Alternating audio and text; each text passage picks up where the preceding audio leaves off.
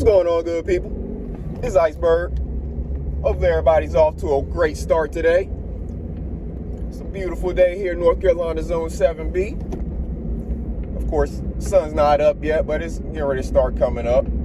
Temperature's nice and warm this morning. Hopefully you got some seeds planted. It's an important thing to do.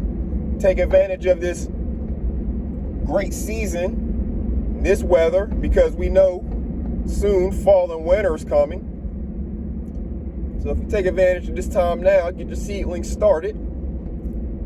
By the time fall and winter get here, they'll be mature enough to not die off whenever the frost starts to hit.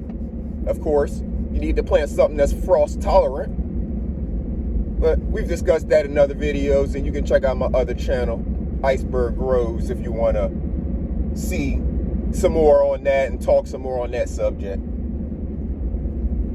Hopefully everybody got the opportunity to check out my video from yesterday morning. We were talking about peace of mind and doing a self-checkup on some of the things that you're listening to that may be impacting your ability to have peace of mind, your ability to sleep well at night, to go through the day without thinking negative thoughts or, feeling dragged down. If you feel like you got low energy, maybe it's because of the energy circles that you are, walking in. That includes the things that you take in via programming, be it YouTube programming, television programming, whatever. You take in a bunch of negativity, you're going to feel and become more and more negative yourself. It's just human nature. We become like the people that we are around. We kind of become part of that community. So, you got to do the self-checkups. And in doing that, that was yesterday's message as far as looking in or into the people that you're listening to. You also have to beware of people who are around you or people who have a way into your ear who are attempting to steal your joy. Call them joy thieves. Now, what do I mean by that? A person that sees you at peace, and because of that, they attempt to disturb your peace. For no reason. You don't know the person, they don't know you, don't have any interaction with one another. You don't even have any clue who each other are, let's say. But they see other people at peace, and for whatever's disturbed in their brain, they feel the desire to attempt to disturb others' peace. That's just a disturbed person, but you have to do your own mental self-checkup and determine, is this someone who you are even allowing to have access to your ear, to your eyes? Do they have an ability to get to you and actually make whatever comments that it is that they want to make? Do you allow joy thieves to be a part of your circle? And if they're a part of your circle and doing it to you, who else may they be doing it to that you are potentially harming or harboring? Just think about it. Do your self-checkup. Again, these are questions that you ask yourself. Nobody else knows the specific question you're asking, and nobody else knows how you answer it. This is for you to determine if you want to continue to have the circle that you have or the programming that you're receiving, if you want that to continue to remain the same. All of these questions are so you can protect your own mental health. That's what we talk about. Protection of one's own mental health. Protection of peace is protection of mental health. All of these concepts are things and tools that we can use. I'm not going to say you. I'm going to say we, because I use them as well. All of these things are tools that we can use to protect our mental health. That's why it's important for us to do mental health self-checkups. That's why it's important for us to have counselors and confidants and people we can bounce ideas off of. All of that is important for us, each individual person. And if you don't have those things in your life and you are feeling not the healthiest mentally, just try it. Consider adding it. Try one of them. Pick one of them. We've discussed all of them over here. Pick one. And just try it. Add it to your life. Get a counselor. Get a confidant. Write things down. Journal things. There's a whole bunch of ways. You don't need to hold the stuff in. You need to get the stuff off your chest. But it's not necessarily needing to be done the way you think it is. It's not necessarily needing to be done by responding to whoever it is that, is trying to steal your joy. It may be you doing other actions. Not even talking about it. Just taking other actions. That's all you got to do. And then you go on with your life knowing that you do what you can do or do what you don't do. I mean, again, you can completely ignore situations as well. Put things into reality. Think about your situation, your specific situation. And go through a whole checklist of things. Do you know this person? Does this person know you? What the person is saying anything that you really care about? Does it have any impact on your life? Any of these questions. It's a whole bunch of questions you can ask, and you'll very quickly get to a place of understanding that no. Answer's no to all of the stuff.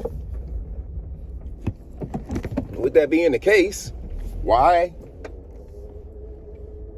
would you allow a stranger to have impact on your life in that way?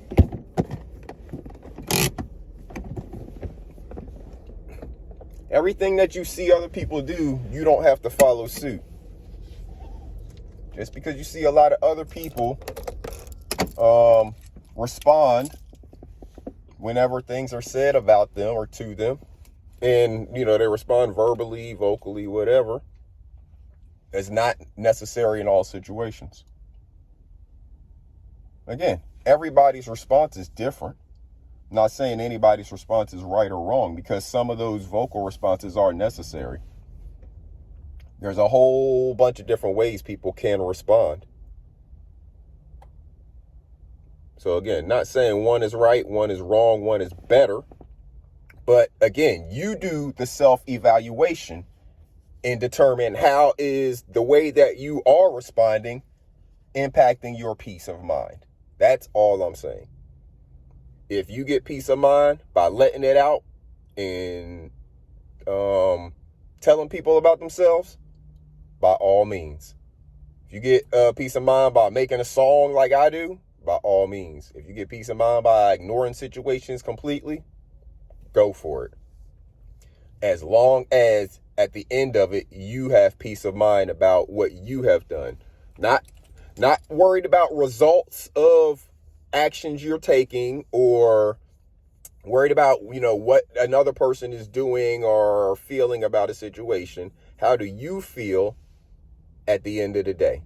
That's what's important for your peace of mind, because you can't control anyone else's peace of mind. You can only control your own. And you can only really impact your own. You can impact other people's peace of mind by leaving them alone, but other than that, you can't give someone else peace of mind, so to speak.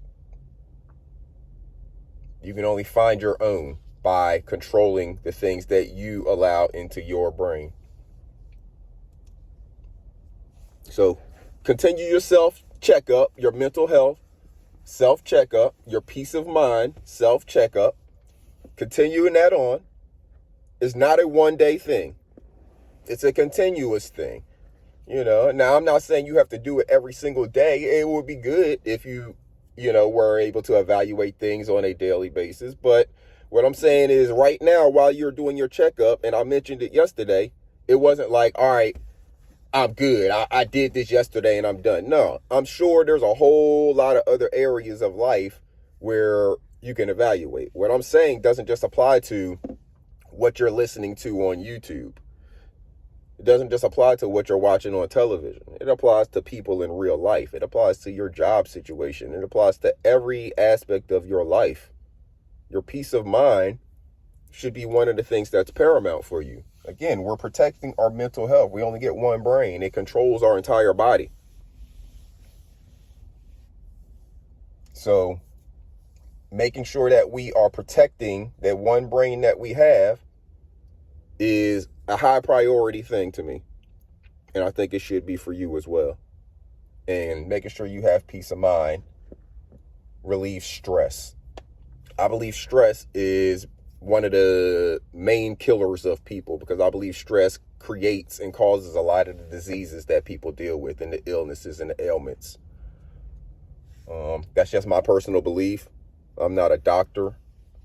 I'm not a lawyer. I'm not any of those things. So that's just my personal belief. I believe stress is the number one killer of people, especially in America, but probably throughout the world, because I believe it is the thing that creates and causes a lot of the ailments. If you think about ulcers and gallstones and all of those different types of things that people get, over time in their body, a lot of times, what are those things? They're hardenings of things, right? Stones are hardening, ulcers are hardenings. A lot of times the different diseases that affect kidneys and liver and things like that, it's a hardening of things, right? And hardening of things. Now, I'm not saying, I don't know why the things harden in the body. I'm using this as an analogy. I don't know why the different organs and the gallstones and all that stuff become hard. But thinking about things that we know in the world, we know that, like precious gemstones, diamonds, for instance, they become diamonds by pressure, stress. The stress on the stone is what creates the diamonds. So that pressure and that stress creating this hardening, I believe it could be having a similar effect on us as human beings. The stress and the pressure that we put on our bodies creates hardenings in our bodies in different ways that are unhealthy to our bodies. Our bodies are supposed to be flexible and limber and loose. If you think about your skin, it's supposed to be elastic. It's not supposed to be hard and, crusty or anything. So if you think about all of these different aspects of things, think about stress in the world, in case of diamonds and other precious gemstones, creating that hardening. Well, creating this hardening in our body is not good. We're not supposed to have gemstones in our body. So I don't know. That's just kind of a way that I think about it. And that's really how I think about stress. I think it is the number one killer of people worldwide, because I believe it creates a lot of the ailments and illnesses that we deal with. And not having peace of mind about your life, about the decisions that you make, about the walk that you're walking, is not a really good way to be living. Every day that you're living without that peace of mind is another day that you're putting stress on your brain about your life. That's not healthy, good people. So make sure you do your mental health self-checkup, your peace of mind self-checkup. Make sure you continue on. It's not a one-day drill. It's something that you need to do. Maybe stretch it out over a week. Think about, take a day to go through a different part of life. Maybe one day yesterday you went through your YouTube stuff. Maybe today you're going to go through your television or whatever other type of stuff like that you take in. And then maybe the next day you're going to go through your work life. And then maybe the next day you're going to go through your personal life, evaluating some of your friends. And then maybe that final day you'll go through some of the family that you hang out with, let's say. Maybe you evaluate how much time you spend with different family members if they're being a drain on your peace of mind. That's all I'm saying, good people. It's all about protecting your own mental health. And make sure you teach the babies to do the same. They need to learn how to do this early so they don't even fill their life with all these junky people. We've acquired and accumulated a lot of junk in our brains over the years from hearing and listening to nonsense. Let's get rid of some of that junk in our brains, and let's teach the babies to not even allow that junk in their brains from the start. We can do it together, good people. We can definitely change this world, make it a healthier, happier place for all of us out here. It's all up to you, though. You can control your mental health, your mental health, and your mental peace of mind. I know I got peace of mind about the decisions that I'm making and have made in my life. I hope you do as well, good people. Until next time, this is Iceberg. Make sure you plant a seed in the ground. Make sure you get something growing in your backyard, in your garden. Hey, if you don't have a backyard and all you got is a balcony or a windowsill, you can still plant something there. Grow you some herbs. Start small. Grow something that you'll use to cook in the kitchen or whatever. Just start growing something, good people. Until next time, this is Iceberg. Take care of yourself. Salute.